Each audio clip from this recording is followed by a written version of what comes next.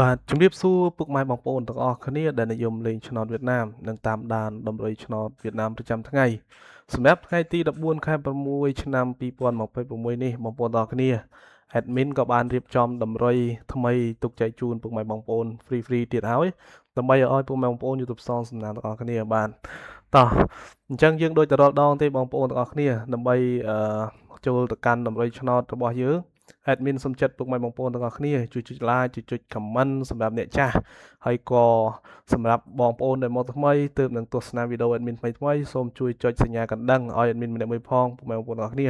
ដើម្បីទទួលបាននូវវីដេអូថ្មីពិសេសមុនគេអំពីតម្រុយឆ្នោតជារៀងរាល់ថ្ងៃក៏ដូចជាការសម្រាប់លើកទឹកចិត្តដល់ admin ផងដែរដើម្បីស្វែងរកតម្រុយទុកចែកជូនពុកម៉ែបងប្អូនទាំងអស់គ្នាជាបន្តទៀតផងដែរអូខេតោះបងប្អូនទាំងគ្នាឥឡូវកុំឲ្យខាតពេលវេលារងចាំយូរយើងចូលមកកាន់តម្រុយឆ្នោតរបស់យើងតែម្ដងបាទអញ្ចឹងថ្ងៃនេះលេខអូរបស់ admin មាន2ខ្ទង់ដដែលបាទដោយខ្ទង់ទី1គឺខ្ទង់50បងប្អូនទាំងអស់គ្នាបាទគឺយើងអូខ្ទង់50ហើយនឹងខ្ទង់ទី2គឺយើងអូខ្ទង់8បាទអញ្ចឹងសម្រាប់ខ្ទង់អូរបស់ admin ថ្ងៃនេះគឺមានតែ2ខ្ទង់ទេបាទអញ្ចឹងបងប្អូនចង់ចាក់ម៉ោងណាក៏បានដែរម៉ោងរបស់យើងមានពីម៉ោង4:30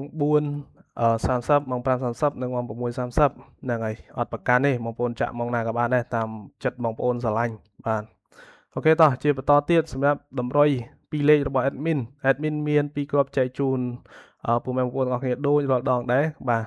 តែថ្ងៃនេះគឺ admin មានលេខ55បាទ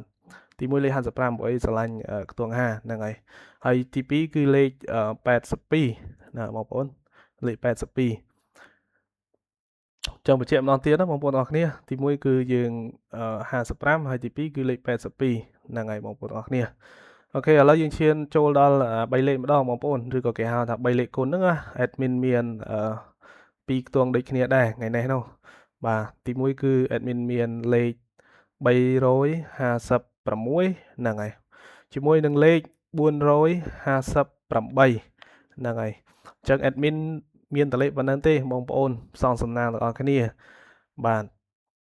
អញ្ចឹងជាចុងក្រោយ admin ក៏សូមអរគុណដល់ពុកម៉ែបងប្អូនទាំងអស់គ្នាដែលតែងតែតាមដាន channel របស់ admin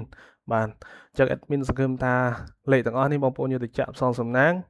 គឺទទួលបានលាភជ័យទាំងអស់គ្នាហ្នឹងហើយគឺសង្ឃឹមថាបងប្អូនអាចចាក់ទៅគឺត្រូវហេងទាំងលេខតូចនិងលេខធំហ្នឹងហើយ